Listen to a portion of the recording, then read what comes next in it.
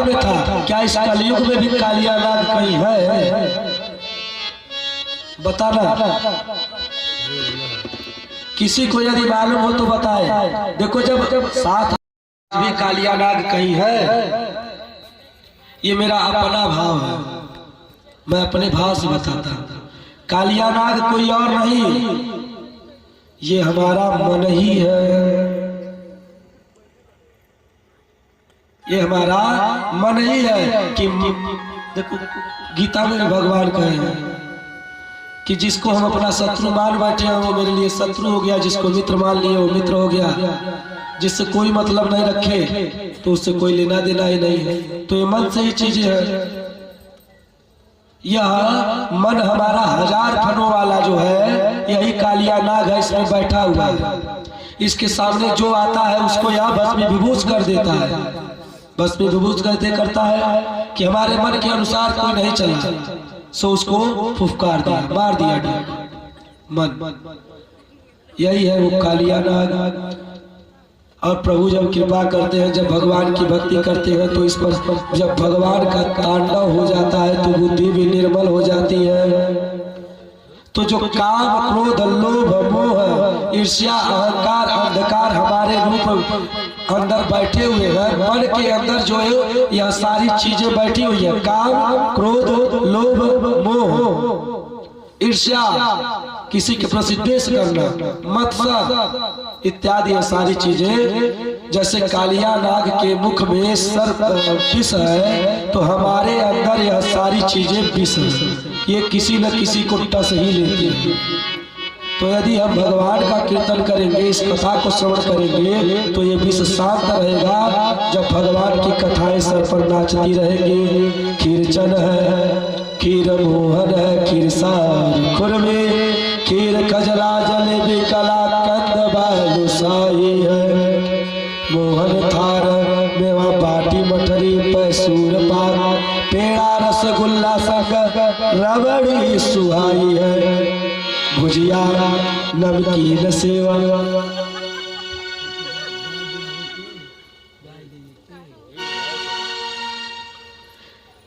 भुजिया नमकीन सेवा कटिया सकल पारे। सकल पारा के कहल सेवड़ा के नमकीन जानत हो, ओके कहल सकल पारा, और कहे कहे नमक पारा कहल। अयोध्या वाले ओके नमक पारा कहल, ब्रजवासी ओके सकल पारा कहल, आवन के सेवड़ा कहल। ये बात समझने की, जब समझ को समझो, समझना भी एक समझ है।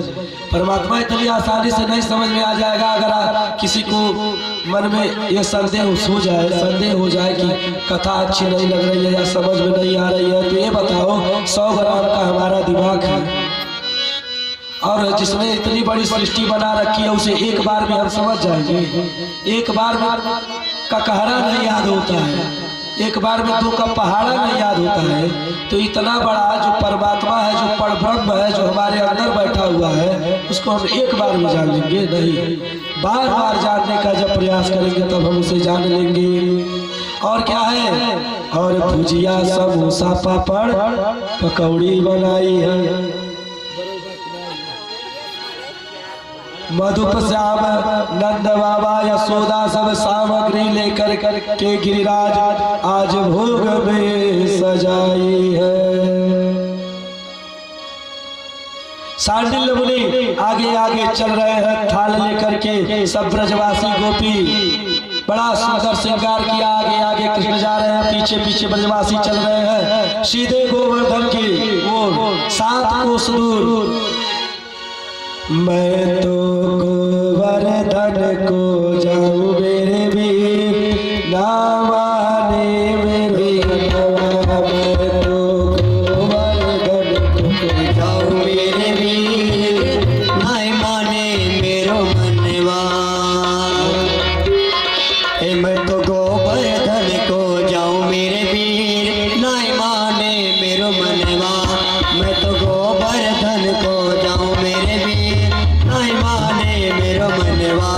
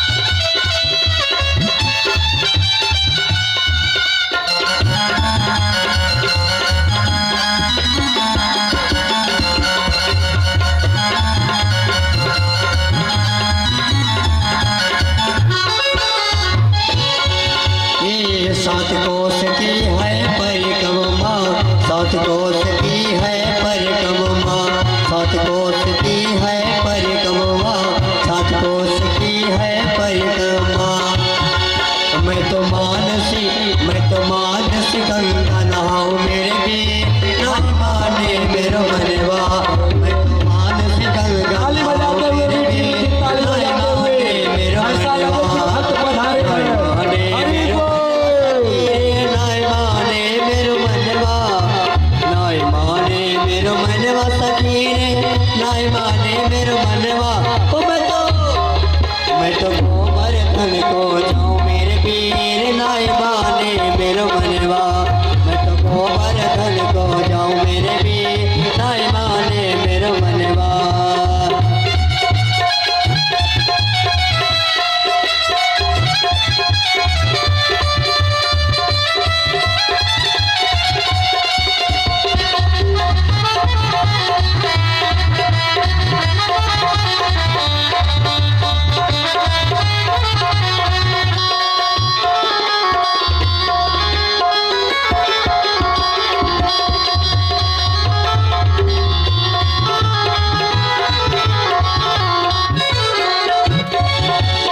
सात शेर की करैया, सात शेर की करैया, सातों की करैया, सातों की करैया। मैं तो संगतन जो जमाऊं मेरे वीर नाय माने मेरो मनवा। मैं तो संगतन वीर नहाऊं मेरे वीर नाय माने मेरो मनवा।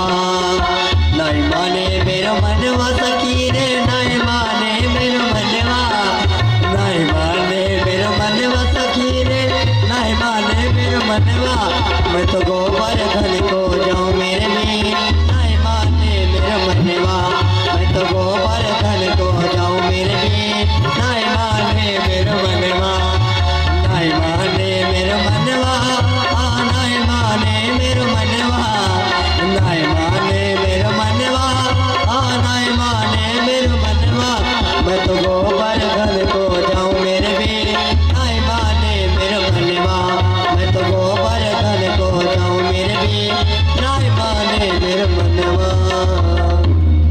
राधा माधव सरकार की। गिरिराज जी के पास आ गए भगवान, बोले ये है मेरे गिरिराज जी।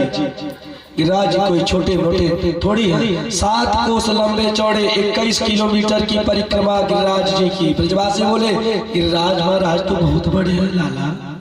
भगवान बोले अब गिरिराज जी को स्नान कराओ। जमुना जल जी वहां से थोड़ी दूर है।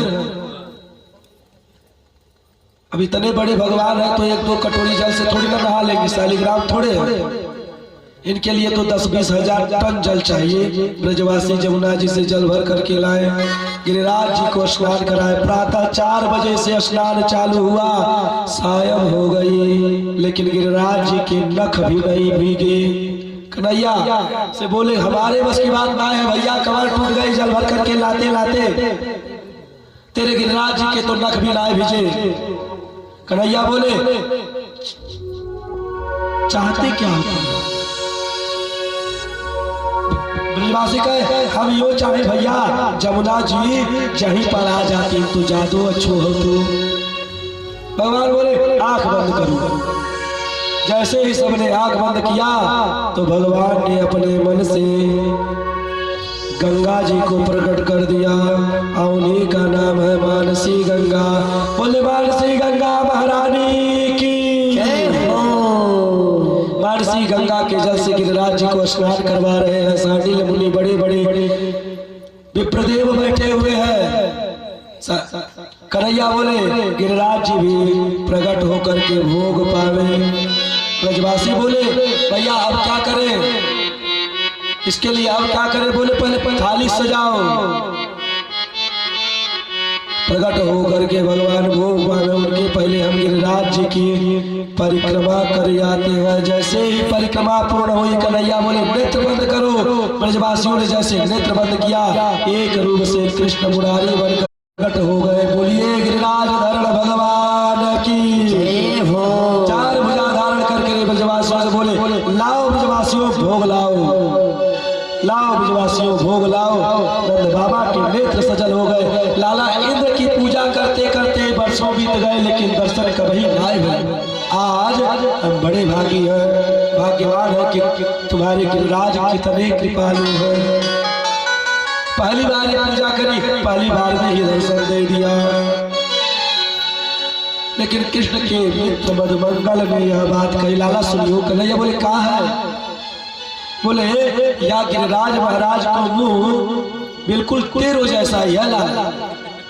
कन्हैया बोले मेरे जैसा मुंह है तो मैं क्या करूं? मधुमंगल का नाम आए तो बस ऐसे ही पूछे लाला, बोले हमें मह तो ऐसो ही है। भगवान भोग पा रहे हैं बड़े प्रेम से। सवेरे 9 बजे से भोग लगना प्रारंभ हुआ, शायद के 6 बज गए, लेकिन भोग पाते जा रहे हैं, चारों हाथों से भोग पा रहे हैं प्रेम से। 3 दिन हो गए बिना रुके लगातार भोग पा रहे हैं। मधुमंगल ने कहा सुनियो लाला। कृष्ण बोले कहा बात है? बोले वो ऐसो लागो तेरो गिरिराज महाराज बहुत दिन से भूखो है। अरे कादे धीरे धीरे पाइल हम मना थोड़ी करवे हैं। देखियो कैसे खा रहा है, चारों हाथों से खा रहा है। कन्हैया बोले प्रेम से भूख तो ऐसो ही लागो, बुरा न मानो। जब तीसरा दिन शाम तक हो गया तो मधुमंगल को चिंता हो गई। ब्राह्मण को बेटा है भाई, कह सुनियो लाला। भगवान कहे बोल क्या बात है? कन्हैया बोले तेरो गिरिराज महाराज कछु प्रसाद छोड़ेगो कि नहीं? ऐसो काहे को बोले भैया? कन्हैया बोले भैया चारों हाथों से पाए रहे हैं, हमें प्रसाद की भी आशा ना रही। भगवान बोले प्रसाद मिलेगा, चिंता मत करो। गोवर्धन भगवान भोग पा रहे हैं, ब्रजवासी जोर से जयकारा लगा रहे हैं। इतनी जोर से जयकारा लगा कि इंद्र के कान में आवाज पहुंच गई कि काहे का हल्ला हो रहा है। आगे की कथा कल सुनेंगे, उससे पहले 2 मिनट भगवान नाम संकीर्तन। देखो बहुत सुंदर एक भजन है कि तुम आप लोगों को कहा जाता है कि ताली बजाओ, ताली बजाओ, राधे राधे कहो। ऐसा क्यों कहा जाता है? क्योंकि भगवान ने इस हाथ को दिया क्या? भगवान चाहता तो कुत्ता बिल्ली भेड़ बकरी इत्यादि बना देता, लेकिन कृपा करके हमें हाथ दे दिया है, हमें आंख दे दिया है, हमें सुंदर शरीर प्रदान कर दिया है। और देखो भागवत में लिखा हुआ है कि दुर्लभो मानुषो देहो देहिनाम क्षण भंगुरः तत्रापि दुर्लभम मन्ये वैकुंठम योगी दुर्लभम। इस संसार में या विश्व में या 14 भुवन में सबसे कठिन चीज मिलना कोई चीज है तो मानव शरीर। देखो तो कुत्ता भी बन गए, भेड़ भी बन गए, कुछ भी बन गए, किसी भी योनि में यदि हम लोग चल गए तो धरती भी मिल जाएगी, जमीन भी मिल जाएगी, भोजन भी मिल जाएगा, ठीक ना, और वस्त्र भी मिल जाएगा, कोई ले आकर के उड़ा देगा। लेकिन ये सुंदर शरीर उस भगवान के सिवाय हमें दूसरा कोई नहीं दे सकता। तो जब पिताजी ने हमें पैदा करके बड़ा करके खिलाया पिलाया, सारे दुखों को सहा मेरे लिए, तो हमारा भी तो कुछ कर्तव्य बनता है ना कि उनके लिए हम भी कुछ करें। एक बड़ा सुंदर भजन है, तूने गजब रचा भगवान खिलौना। इस भजन को सुनना, मन लगा करके सुनना। व्यास जी जो एक एक पंक्ति कहेंगे कि इस भजन में एक एक पंक्ति क्या कह रही है भगवान के प्रति, कि भगवान ने किस चीज को तुम्हें किस लिए दिया, इसका सदुपयोग कहाँ तुम कर रहे हो और कहाँ दुरुपयोग आप लोग कर रहे हो। ये चीज आप लोगों को या हमको ये चीज जाननी चाहिए। तूने गजब रचा भगवान खिलौना माटी का, तूने अजब रचा भगवान खिलौना माटी का, तूने अजब रचा भगवान खिलौना माटी का, तूने अजब रचा भगवान खिलौना माटी का।